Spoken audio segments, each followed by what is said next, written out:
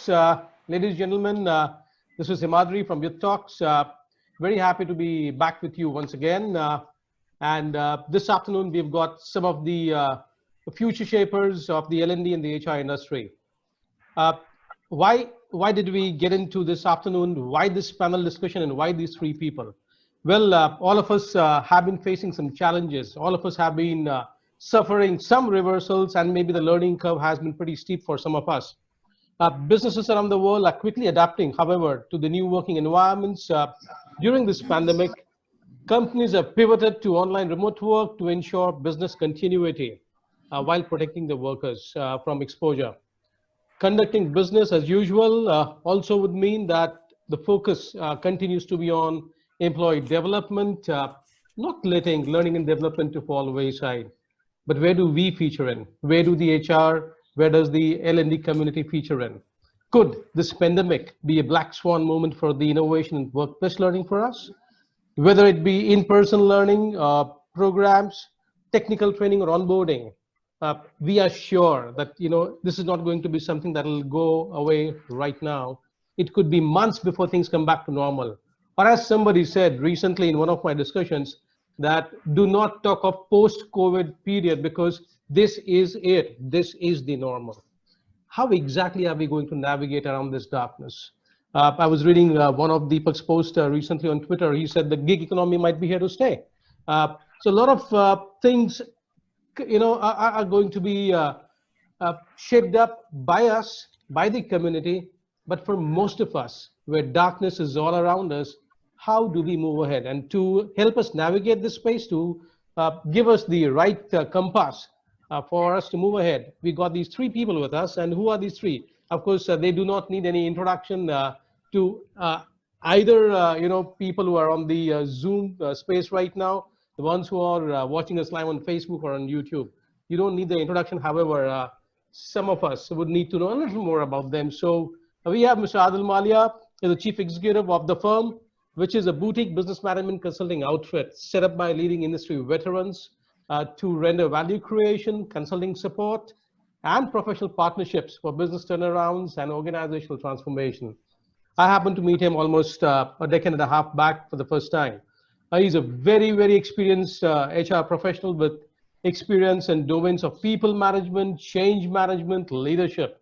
Mr. Malia has also worked in senior management and board roles in diverse industries like manufacturing, services, FMCG, infrastructure, and retail, and many more, where he's a consultant.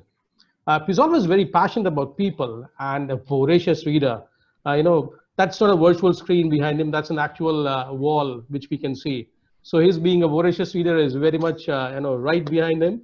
Fond of poetry and music, and he indulges a lot in humorous doodling. You check him up on his LinkedIn page and you will find, myriad of work on doodles and sketches, all colorful. He doesn't deal in black and white. So where Mr. Malia comes in, there's a lot of color. Being an executive coach, he believes in no fun, no learn. Ladies and gentlemen, Mr. Adil Malia. Thank you so much, Himadri. Thank you so much. Up next, we've got somebody who I personally had the privilege to learn through. Of course, both of these gentlemen I've had the privilege to learn through them. I'm talking of my guru in functional training when I was a part of an organization we used to belong to earlier, Mr. Deepak Sawhney. He's the associate coach at Center for Creative Leadership, principal consultant at Forum India. He's also a certified human potential coach. For GAP, that is the Global Action for Poverty, Deepak is a leadership coach with them. He's also the country ambassador for India for Asia Pacific Alliance of Coaches. An angel investor, an executive coach, Deepak focuses on sharpening leadership skills of professionals and many of the SMEs and so many consultant companies across the world. Deepak, a great pleasure to have you with us, and we are very happy that you said yes to being with us this afternoon. Thank you so much once again. Thank you so much. It's a pleasure and honor for me to be here. Thank you. Absolutely delight. And the gentleman who has been using the COVID opportunity to great effect, Mr. Ronald Soans. Ron, for all of us, like Deepak was mentioning a while back, he's the Amitabh Bachchan of the L&D space. He is indeed the Amitabh Bachchan of L&D space, where Ron जहाँ पे खड़े होते हैं वहाँ से line शुरू हो जाती है. Rightly said, Deepak ji. Ron has been a mentor for thousands and thousands of HR facilitators, L&D professionals, trainers, coaches, and the likes. He's currently the Senior Vice President, BYLD Group. He's also an executive coach, ICF, ACSTH, master trainer for DISC, a facilitator for many other protocols, subject matter expert for outbound training interventions. Ron keeps his introduction always very short. Wherever you go to LinkedIn, you go to his Facebook page, or anywhere you see, Ron is just mentioning one line. He says, "I love to add meaning to people's lives and add value to the organization I serve." That is Ronald Soans for you, ladies and gentlemen. Thank you, Himadri, and it's a joy to be with you guys on today. Absolutely a pleasure. Gentlemen, I'm not going to be doing too much of preface building. I've already shared a bit about why the need for this panel discussion today.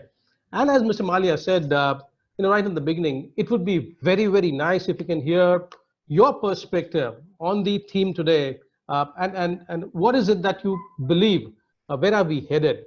Malia sir, we start with you, sir. So thank you, Himadri, and thank you, friends, for inviting me out here. And first of all, my two comments on your introduction. Number one is, you said that the challenge in the same breath as suffering. And I genuinely believe that challenge is never suffering. Challenge is actually an opportunity. And you also in the passing mentioned that for all you know, gig may be here to stay. And my answer is not for all you know, for all of us genuinely know that gig is here to stay. So therefore there is no predisposition on that kind of a question. What I wanted to do is really spend a couple of minutes on trying to take you through my thoughts on it. And I come from a leadership and a psychology background, and therefore I will make a little reference to Carl Jung and his psychological concept of what is a paradigm. Now, most of us who have been in the space of leadership and development, we have always been, when we talk about change management, we keep talking about paradigms, but oftentimes people really don't know what paradigms are all about.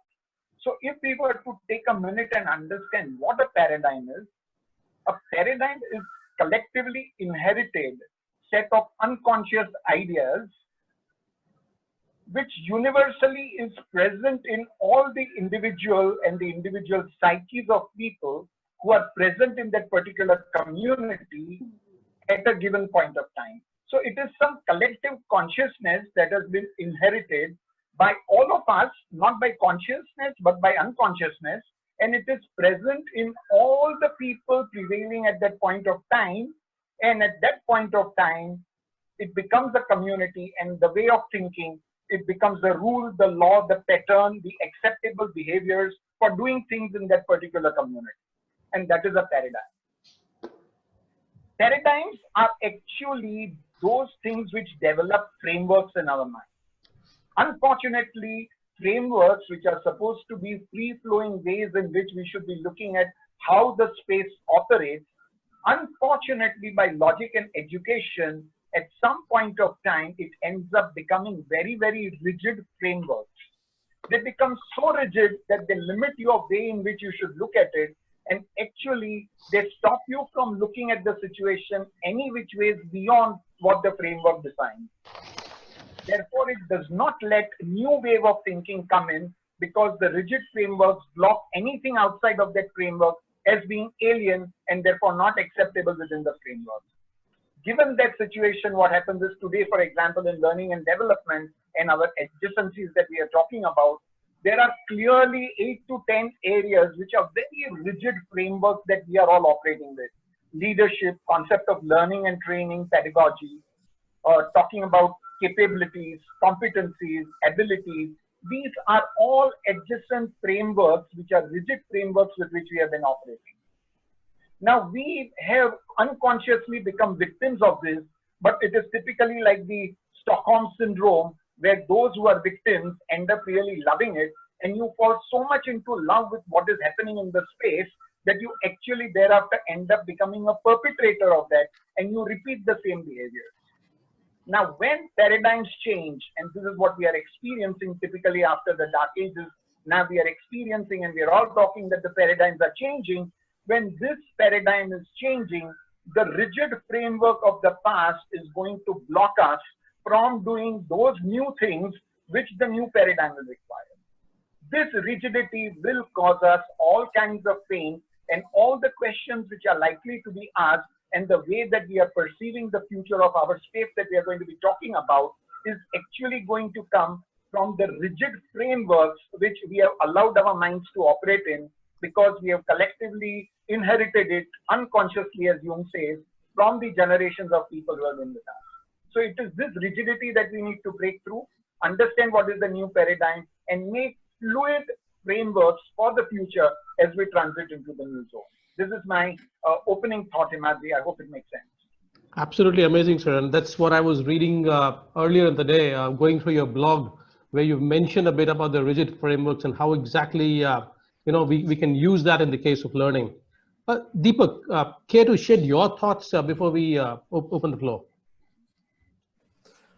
So I have this very sort of a bad habit of trying to keep things simple, because when there is chaos, when there is a lot of uncertainty, I believe keeping it simple helps. And the only perspective, since you asked about the trend, how things are going to shape up from here on, the question that I want to leave everyone in the audience with is that what is happening today is the trend. What is happening today is also the finality of this trend, that people are going to be distanced, people are going to operate from home. There will be new business models which will come in, and connecting it to what Adil said, that there is a whole lot of disruption happening. Nothing which was standard and traditional is going to be valued anymore. So what if this is the trend and there is nothing new which is going to emerge 3, 4, 6 months from now?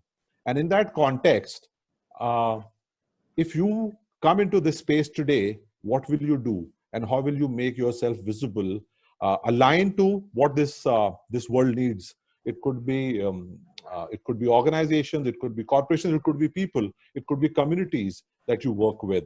So just keeping it simple to say that I believe this is the trend.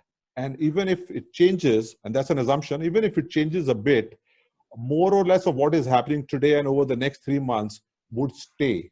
And I'm keeping it a level below what Adil said. There are these macro shifts which will happen, but at the same time, we are seeing a lot of shifts already.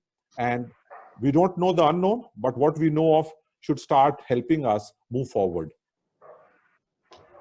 Absolutely. This is the trend here to stay. Possibly if there is a shift, I guess we'll all be ready to meet up the challenge when it happens. Ron.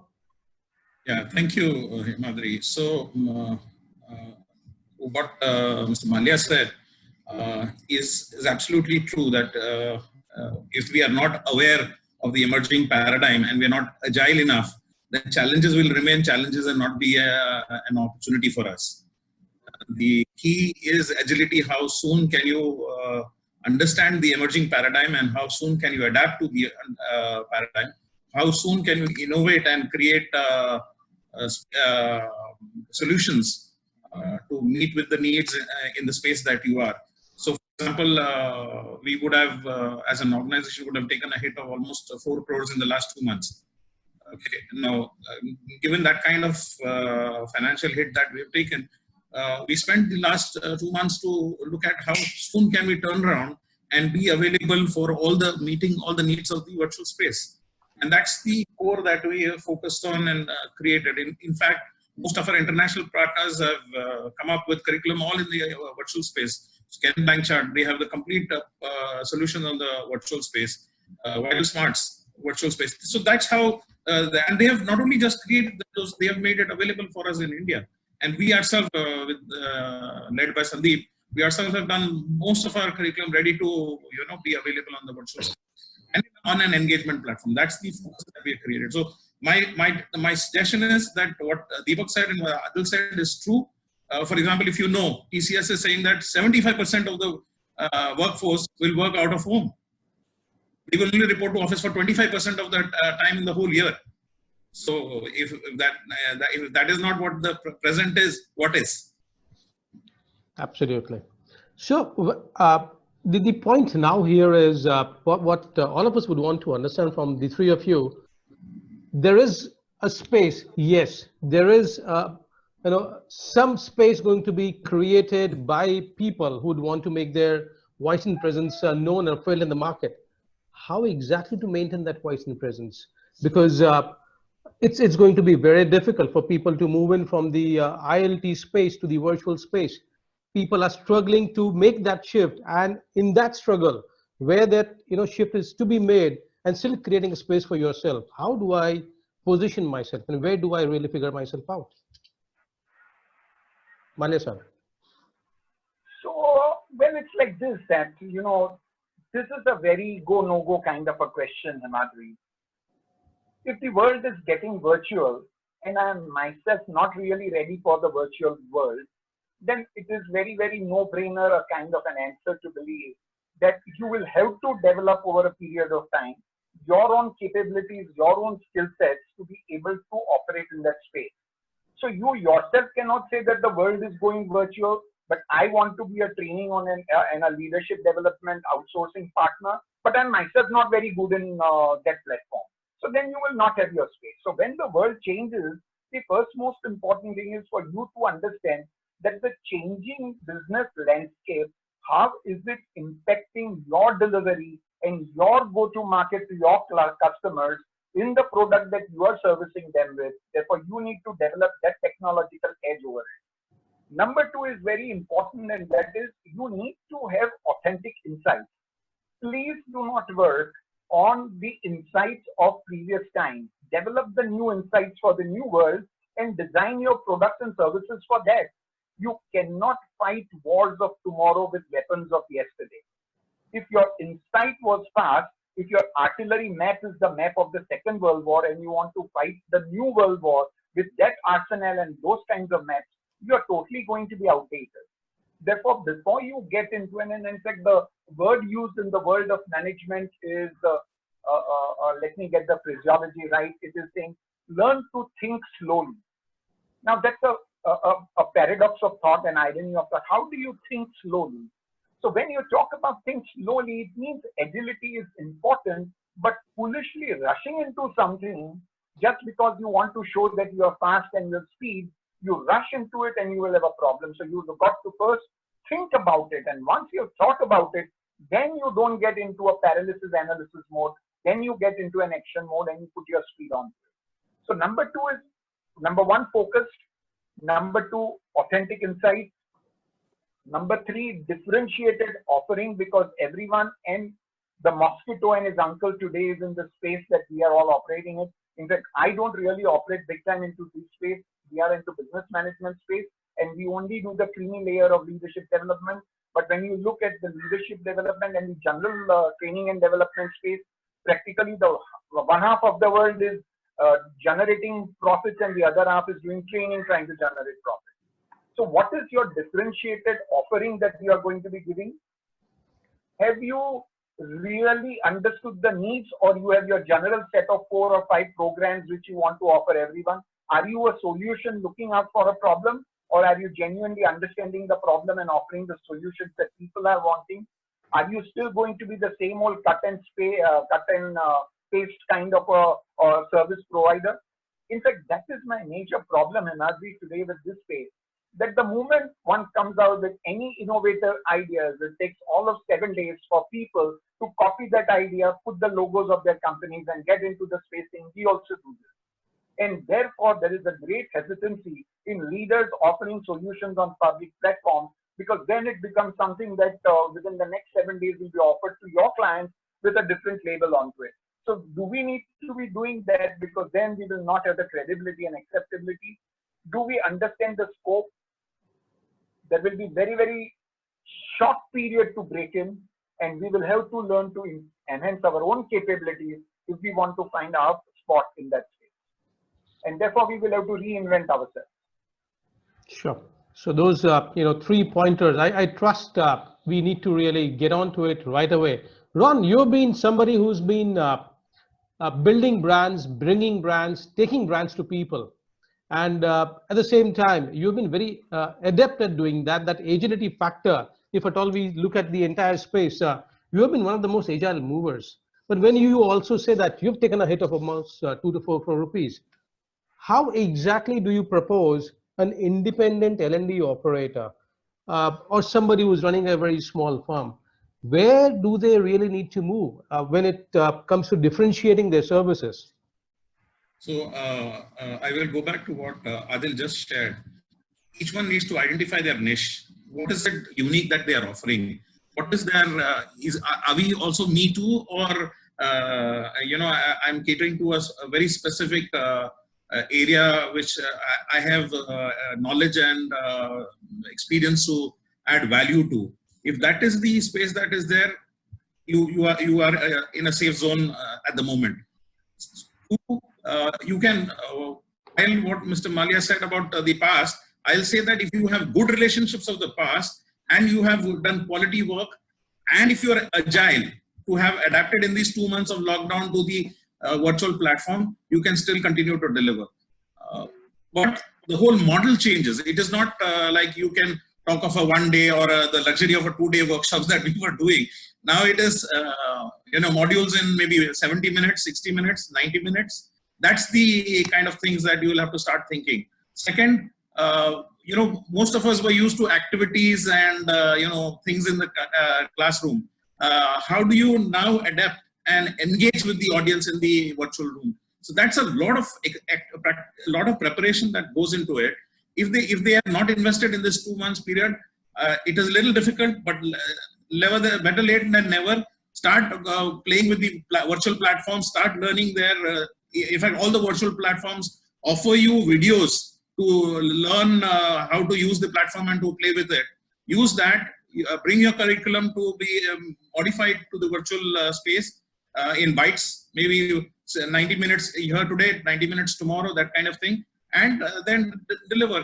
I just did a coach certification. We did a ICF coach certification from a classroom straight into virtual world, and we had people from China, we had people from England in the classroom. That's the beauty. Now there is no geography, right? In the virtual world, you can have anybody come from anywhere, but you need to be very, very adept at being running a classroom which is adding value to people. So Ronald is not going to like the idea of you training the Chinese in coaching. So mentioned something which says you might not really be able to bring the training games and activities onto the space, which brings me to a question that I'd like you and maybe Deepak to answer first. Deepak, you're saying something. Yeah, in fact, I think one of the mindset that we have is, which probably is impacting the way we are thinking right now, is that we are impacted hugely by this shift which we are seeing. But remember, there are other travelers in the same journey. And there are enough and more companies I know who are working to create a support system for this ecosystem that we have around training and development. I'll give you an example. I don't know whether you have heard of a product or an app called Mural, M-U-R-A-L. Yes. Yeah, that's an amazing collaboration tool, and I use it when I'm doing a virtual facilitation, where not only you break out rooms, but you have templates, you have structures and various models which you can use to engage your audience. So that's the good news I wanted to give, is that there is, but I, like Adil and Ron said, we have to make that shift. That's where the world is going, and we have to be there for us to be present and for our brand to be there. But let us keep it simple again. Every trainer has few clients that he or she works with, right? Are you available to them? Are you telling them that you are ready for this new world? Or like Ron said, or Adil said, that you are still stuck in a non-virtual space and say, no, things will come back. You are in that denial mode. The limited point, like I said, is what if this is the world? Are you ready for this world? And therefore move yourself, learn virtual.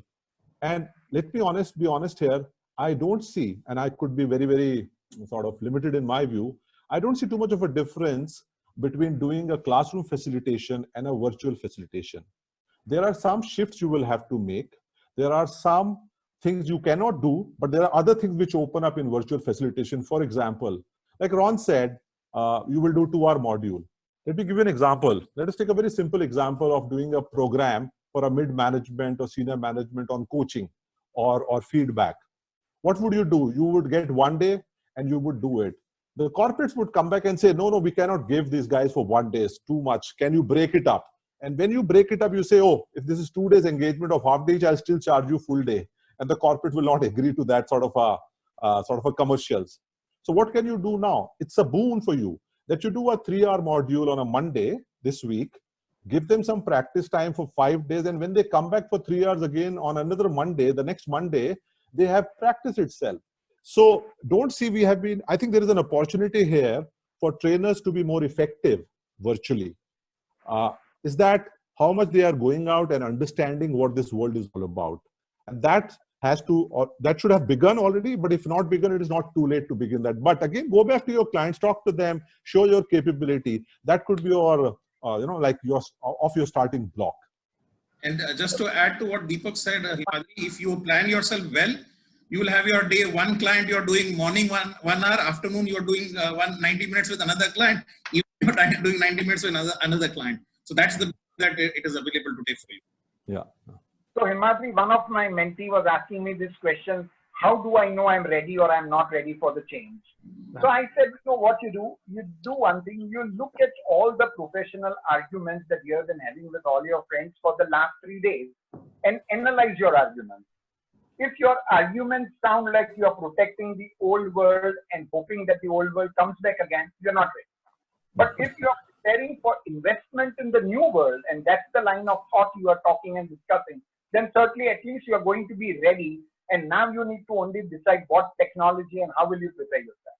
And that's a simple test each and everyone has to take for himself. Absolutely. Himadri, one offer I've got for you, for your people. Many of them said that, how do they know that they are ready? If they can write to you, we can give them a free complimentary assessment to know if they are ready in the virtual space or not, and they can get a report of that. Awesome.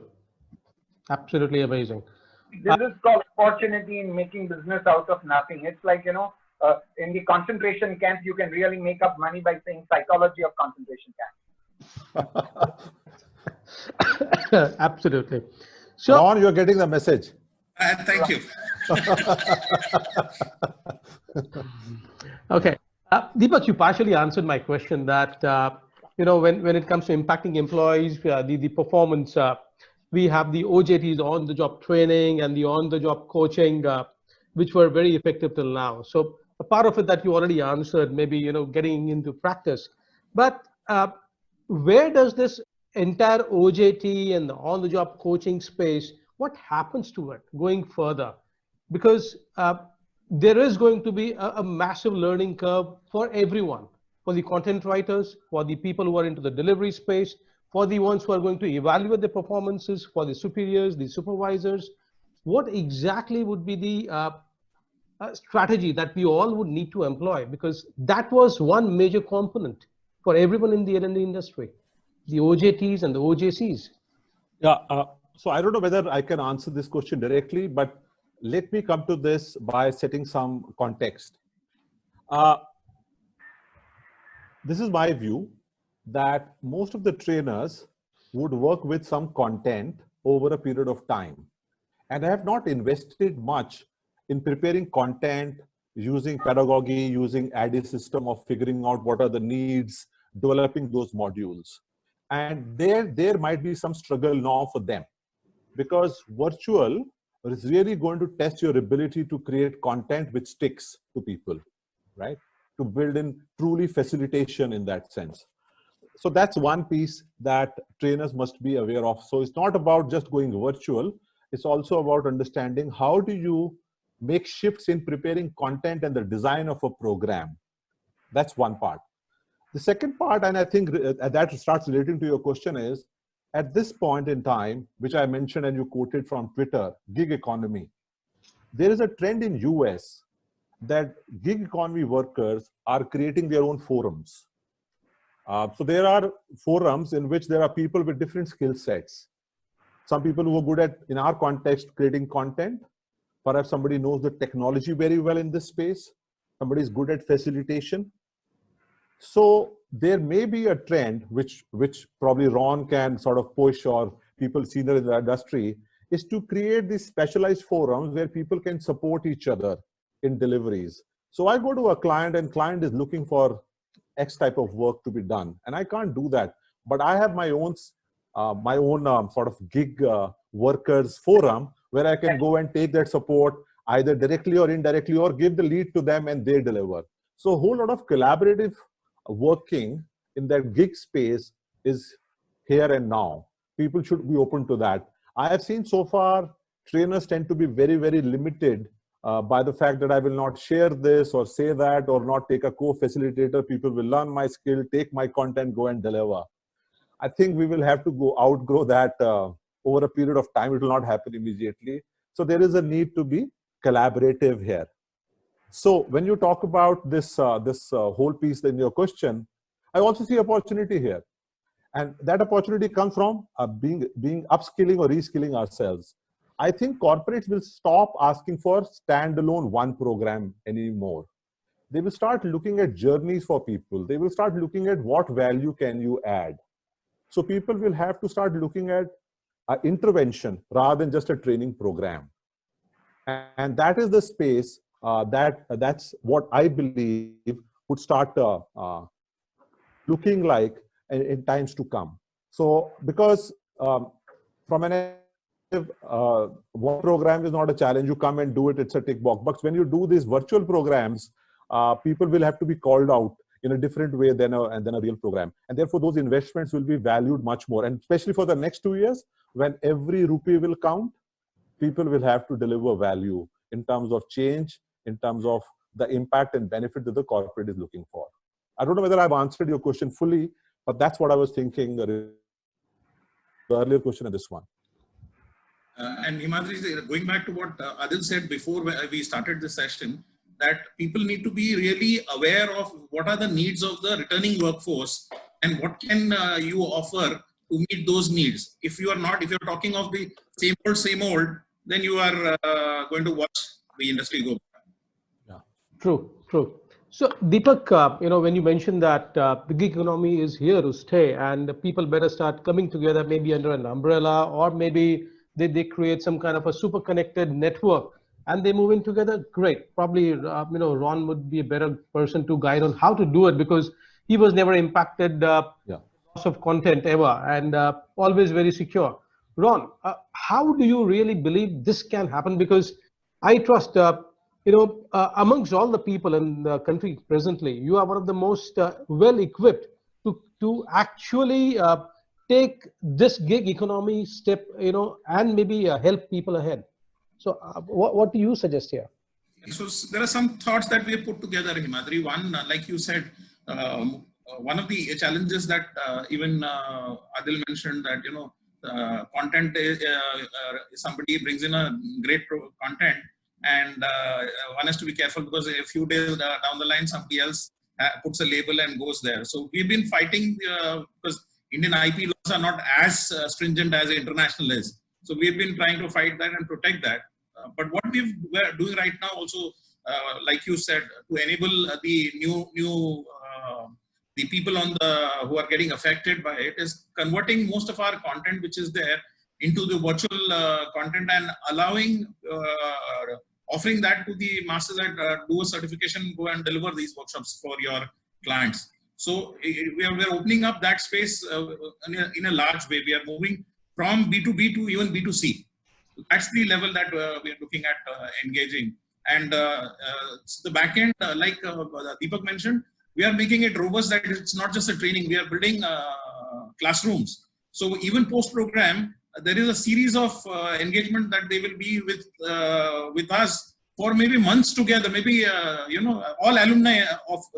So we did in the last 1 month, we must have done about 7 virtual classrooms. All the alumni are in the part of this ongoing classroom where they are being engaged with at a regular. A lot of assignments are being put up, a lot of reading material is being put up, and then with that questions are asked as to how do you take it back to workplace from here. So those are things that are happening, which are really revolutionizing the way we go back to the client. So one small question, the three of you have been facilitators, coaches, trainers. Whenever we used to do some kind of a training delivery, we always have that, what Bilchi now at the Bentley University says, that topical pastures. People would get into something for 20, 30 minutes, they would graze around, come back to something very, focused after that. What happens to the duration on the online space for the topical pastures? What is your take on that? Because 20, 30 minutes, we don't have that kind of time now. Uh, So, so if you were to ask So me, and I have always believed that, the more and more sharper and more focused a facilitator you are, you will ensure that your ability to convey the point is absolute and sharpest at the possible sharpest end, so that it conveys the point immediately. So according to me, if there is a demonstration in which a set of students are supposed to participate in along with you, then I would say that I would not go beyond 7 to 10 minutes of demonstrated activity. But if there was any more theory to be given prior to that, collectively, I will never go beyond 15 to 18 minutes, and that's where I would cut it. Anything that I would go beyond would be more in the form of question answers, but not the content. So it is very, very important that facilitators very clearly understand where is the eye of the storm. And his ability to put his finger onto the eye of the storm is so critical that he should immediately bring it down to that, explain and demonstrate what he is trying to say with that. If some activity has to be done, and I totally disagree with Deepak and Ronald, that you cannot do training activities on virtual platforms. We have done lots of training activities on virtual platforms, which are similar to what would have been done in classrooms. So, but anything between 7 and 18 minutes is where we would end any of these core sectors and then get into question and performance. Sure. Yeah. So My experience has been about between this around 10 minutes, and it's very clear that virtually you have to create a whole lot of engagement with the audience, and there are multiple ways in which you do that. And just to correct that impression about activity is not just a physical activity. Activity could be a simple in the form of an exercise or a breakout room and people going there. That was the bigger interpretation, larger interpretation of an activity. The point is engagement. And remember, people are looking at the screen. They are not looking at you. They're looking at content and probably a small window where you are. They're sitting alone. So the whole paradigm of social learning has changed. Now it's very isolated learning. And therefore, it is very important that engagement is one constant theme that a facilitator, and that's why I was mentioning that when you look at content development or program design, this becomes an integral part of that. You cannot take a classroom slides, come to this and start doing those activities by pushing them into a breakout room. It has to change. It's a radically different thing. And therefore, new learning is important. Being with the best is important. There is another opportunity. And when I was talking about gig economy, I have been approached by a few, and maybe I will do it. Every virtual program, when you are doing it very well, and as a facilitator, requires 2 people at least. It can be very boring for somebody to listen to you for 2 hours. So while the cost for a training for a client will go down in terms of travel cost and so on and so forth, but I think they may slowly allow and see value in having 2 facilitators. And the job of the facilitator is, one facilitator is to deliver, the other facilitator is in the background, looking at what is coming up in Q&A, maybe engaging in a different chat with some people, clarifying few things to them, reading out the questions which are coming up, and so on and so forth. So there is this element that I wanted to put forth, that engagement is key, and there are various ways to engage, and that we must learn that. They are available. There are some more which will be available. Sure.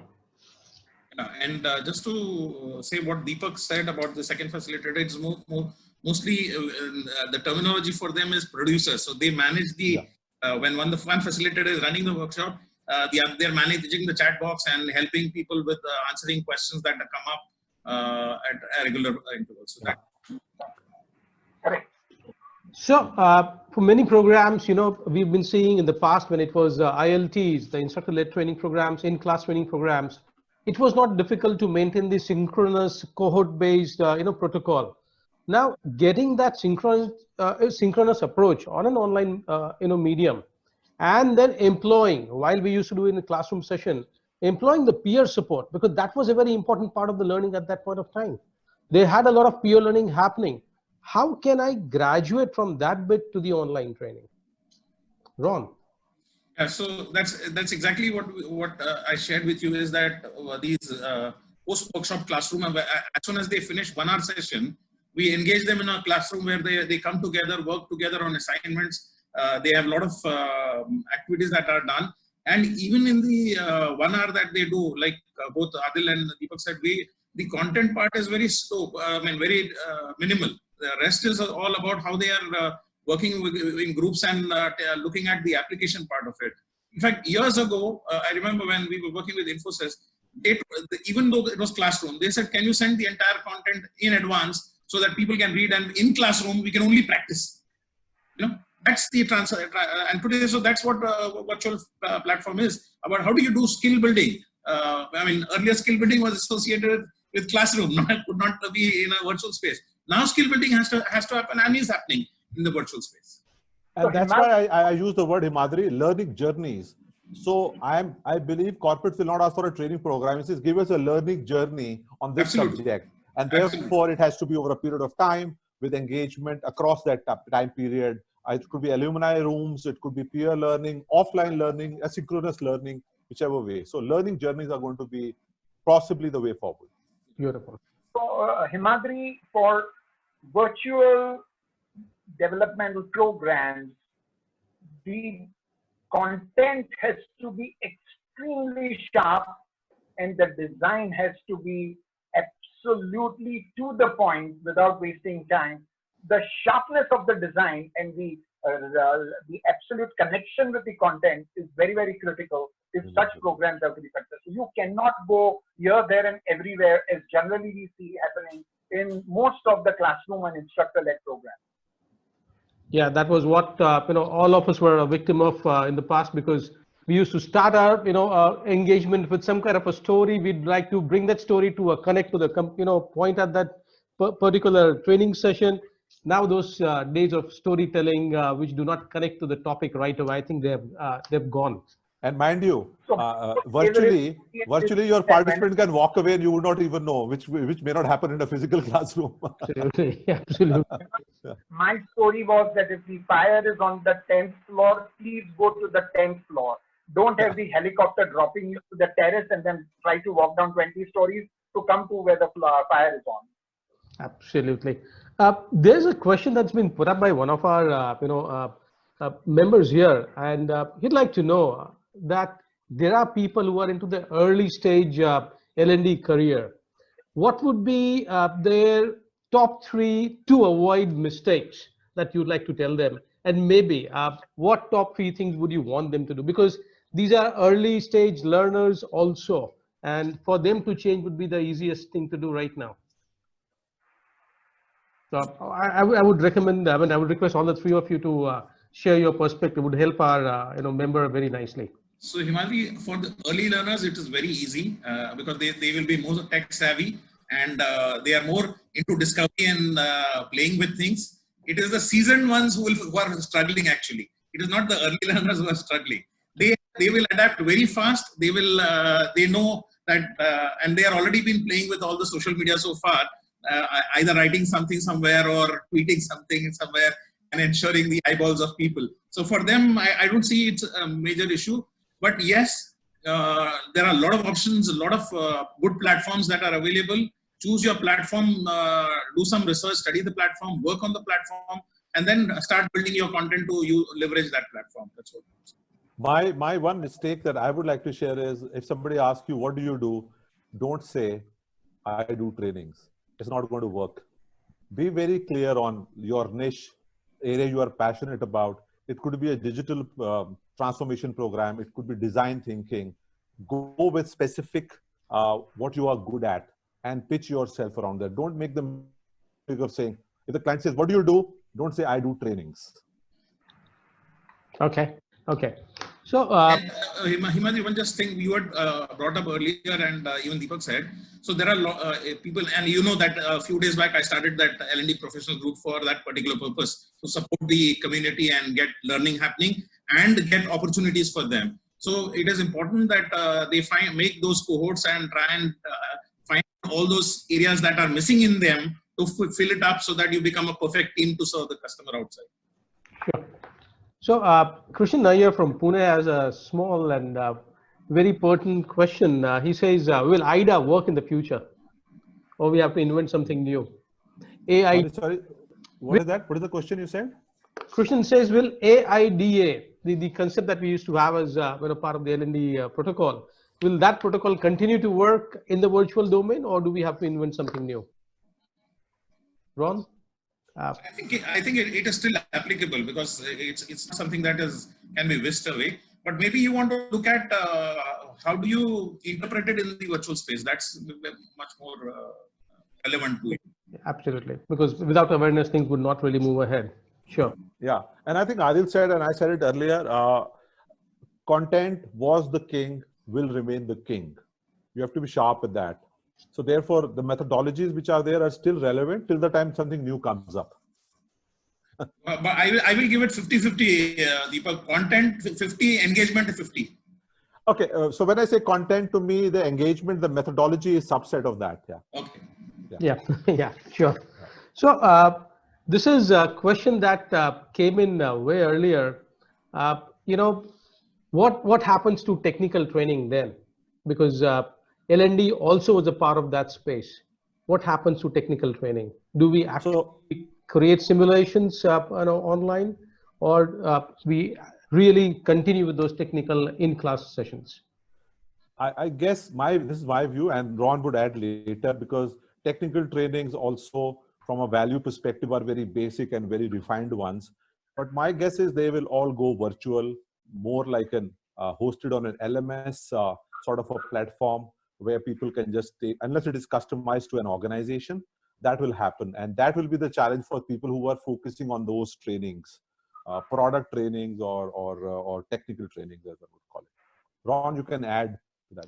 Yeah, so Himadri, most of the technical training was already moving online before this also. They didn't want to do full-time training, so they had modular approach in the online segment, where you do this module, give an assessment, then go to the next module, give an assessment, go to the next module. Only then are you complete. And secondly, for product training, mobile learning was used as an active component, because people are spread out. So send nuggets of module on the product on that, and get assessment, send updates, gets assessment. That's the space that it has been happening. Unless and until there is a process oriented training, something which has got a little human dimension that is required, which requires to be done in the plant, rest all will be online, because even like the book said, simulation can all be done on Sure. Yes, Adil, you want to say?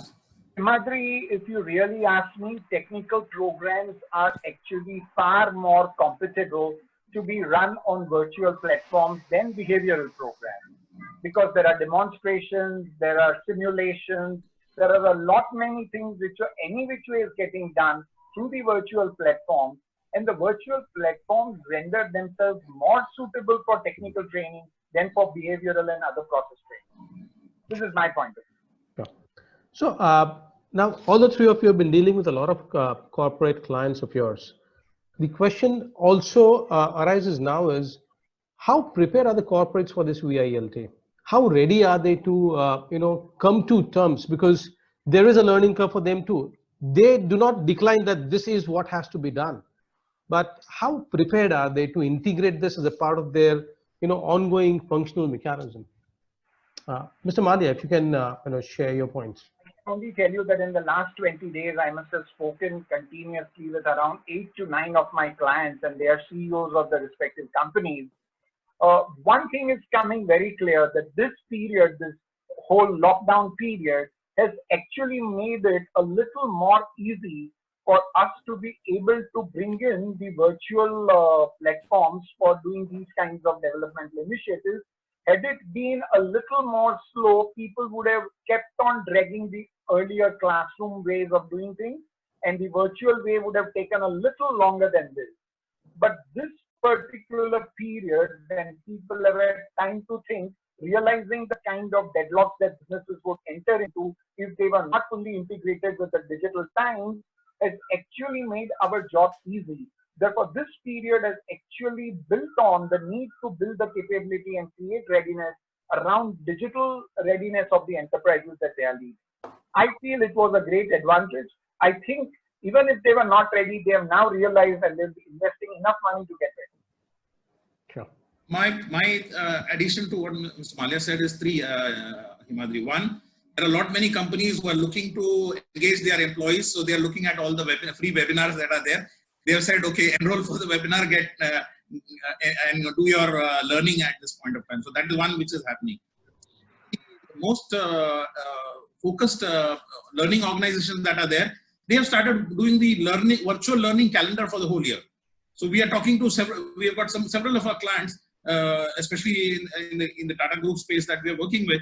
So they are all talked of. We have got signed up for 12 months from now with ILT, VILT programs that are there, and these are all capsules. These are not 6 hours kind of a program. These are just 90 minutes programs spread over days. There are organizations that we are working on like Deepak said, intervention, which is spread over every 3 days later. They come for a one hour module and go. In between, there is an action learning project that they are working on. So those are kind of things that are happening. So transition is happening.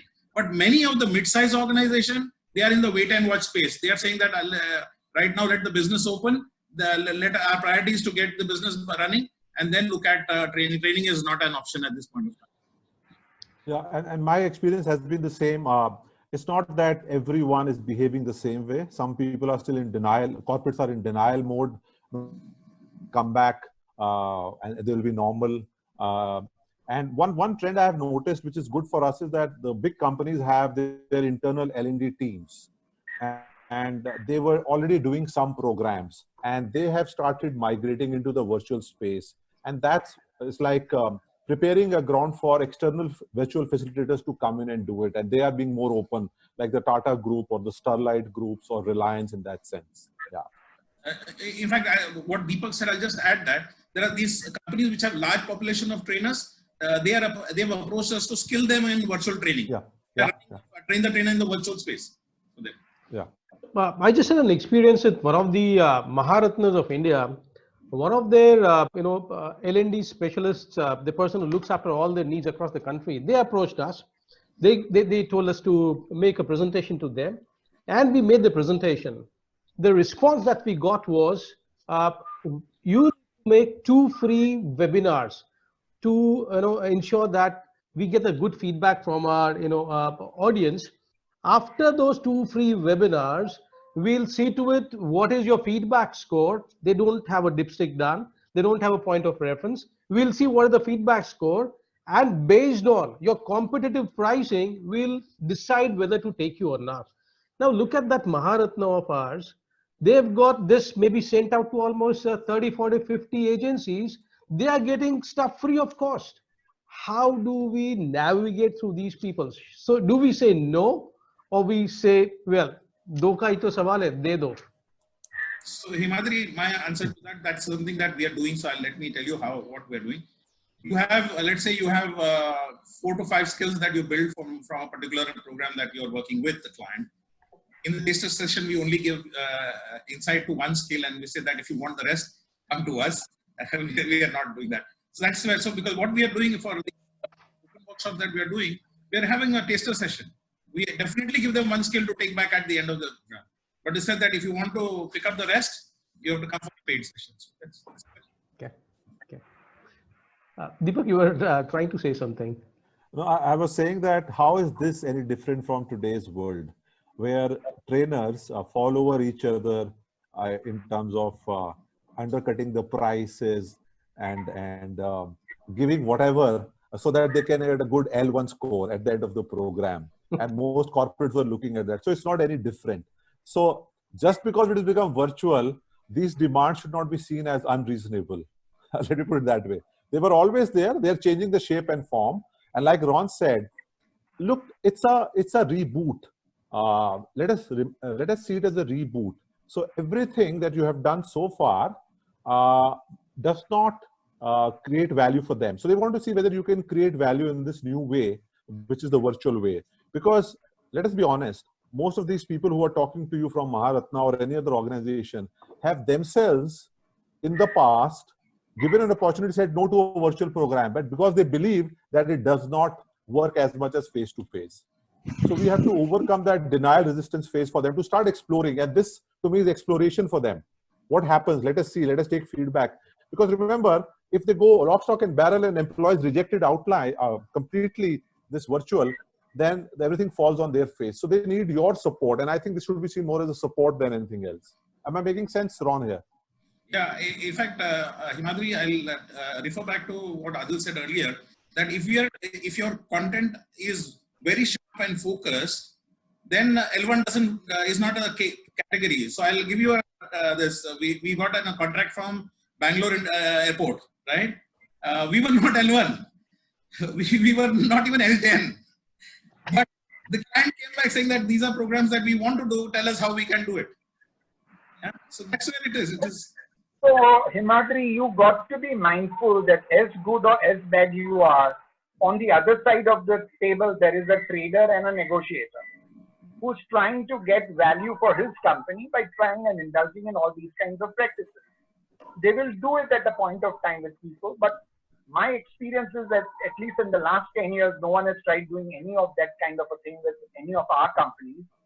So it's a function of where they see you, where do they see a scope for negotiating, and how much they believe they can push you. Otherwise, if you are of good stuff, if you are reputed, if they are really wanting you to do that particular program, they will not behave in the way you are saying. Sure.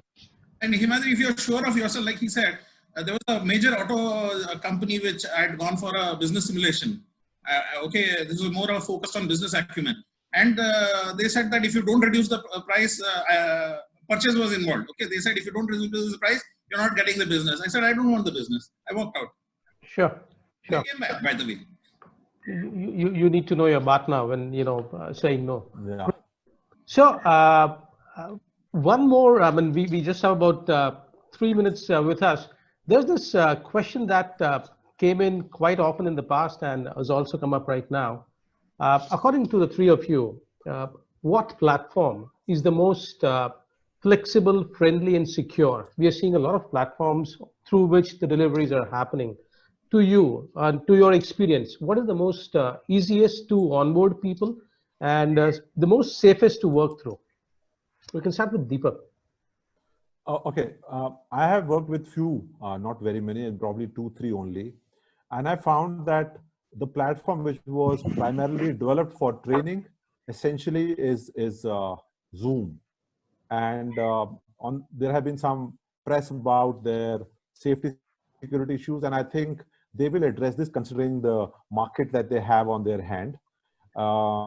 Integration pieces that I talked about earlier with other platforms like a Mural or Mentimeter, all that together creates that sort of a wholesome feeling for the learners, and very, very potent ways for a virtual facilitator to be very effective in those sessions. So I will go for Zoom. I'll give you some small examples. If you go to WebEx, for example, you cannot do polls on the screen. They are on the chat. Now that occupies your screen space. Your animation goes for a toss if you use WebEx, and animation is a great thing to use when you are especially facilitating, because you put everything on the slide, people read it, they want to move on, right? So these are small things, but they all add up. So at the same time, I think all the people who are on this call must remember that companies also have their preferences. So I'm working with a client and I have to learn MS Teams now. So I've given my requirement, they're working with MS Teams and they are helping me how to I do still breakout rooms in MS Teams or integrate with other platforms. So just to give you an example that there is this comfort, but there is also a customer reality, and we should keep that in mind. Sure. Yeah, I'll say same thing. We have got 2 platforms that we are using. We got one Neuro, NEWROW. It's an international platform again, which is very good. Very lot of features, and that that you can use, that we have got a license to. In fact, today we've launched that in our system also. But for the mass, there's nothing better than Zoom. Okay, and by the way, version 5 has come, so they've taken care of securities. The second thing, on Zoom, if people don't know how to go to the setting and set up the room first, that is, then they will have all these issues of that. So you have put your password, do the password protection, do your authentication, and if you want to be sure of who are going to come in, enable waiting room. So you admit only those who are coming in. So there are a lot of things that are available. People are not aware. They are not using it. They're not studying the tool platform properly, and then they are. By the way, just what Deepak said, there are clients who have their choices. For example, at Tata Sky, we are doing Microsoft Teams, as what Deepak talked about. But Infosys was refusing to use Zoom at all. So we said, okay, there is a facility, use Skype for Business and log into Zoom. You don't have to log in through Zoom. All those are available, but people need to be educated about it. Sure, sure. Flexible and educated. Absolutely. So one last question. This is a very small one, but your inputs would really. Is this your last question before the last question, or is this the last question? No, this is the last question. You're already. Go ahead, Himadri. We are there. Yeah. Okay. So for the topical pastures, you said that anything between 8 minutes to 12 minutes time is good. What's a good time to keep a session for? What should the duration? A session, one interaction. What is the ideal duration that you would suggest? Okay, I think 60 or 90 minutes. And if you're going longer than that, take a good break of 10-15 minutes, like you would do in a classroom session. Here I must tell you one thing, that don't treat your virtual session any different from a logistics and prep point of view vis-a-vis classroom. So like Ron said about technology, if you are doing a virtual session, you cannot come just 5 minutes, open your laptop and begin. You still have to come in half an hour, 45 minutes, see that the voice is working, my videos are going to work, my animation is working, the connection is proper, and so on and so forth. So, from a prep perspective, from delivery perspective, those breaks are important. Remember, people are looking at screen. It can be boring. They are not seeing other people who are along with them in that space.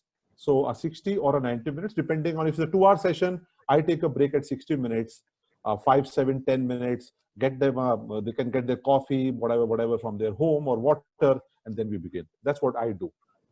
Our 2-hour sessions are like 10, 40, 20, 40, 10, which means you come 10 minutes earlier, you set up, you talk, you do a little bit of ice breaking, you do a 40-minute session, you take a 20-minute break, you again do a 40-minute session, and then 10 minutes winding off to say, how do we take it forward? What's the next takeaway when doing this next?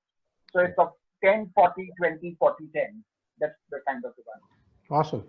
From my side, I would say that it again depends on what you are doing in that. You could do a 30-minute session, you could do a 60-minute session, you could do a 90-minute session, and you could do a whole day session. Max 6 hours. And then with the break every 1 hour, 45 minutes of lunch break, and 15 minutes, 10 minutes break every 1 hour kind of thing. So that's something that we are, in fact, the ICF certification 3 days back to back, 6 hours a day we are running, and people have, in fact, I've got some, I can share some videos. People are saying that it's as good, if not better than classroom. That's the feedback we've got. Amazing, amazing. So anything from 60 minutes to 6 hours, it depends on how you space it out and how engaging do you make it. Thanks. Absolutely. What's your last question? That was it, sir. I'm out of time here. Thank you so much, Mr. Malia, Ron, and Deepak for spending an hour with the L&D fraternity, trying to tell them that as companies pivot to online technologies and online remote work, these are the strategies that would make things happen for you. Deepak, you want to say something? I just want to say something, and this should not go as an impression that we are experts. We are also learning. Absolutely. And we are also evolving. And I think that should be the approach. Don't look at us what we said as gospel truth. Things may be very different, but this is what I see today. Yeah. I'll second Deepak. Our day starts at 8 o'clock and ends at 11 o'clock. So we're in that space. Yeah. On that note, I'd like to say goodbye to the three of you. Thank you once again. Thank you. Thank you, Himadri. And Deepak, this is one more learning journey I'm going to, take off on right now. Thank you so much. Thank you. Bye bye. You too. Take care. Bye bye. Bye bye.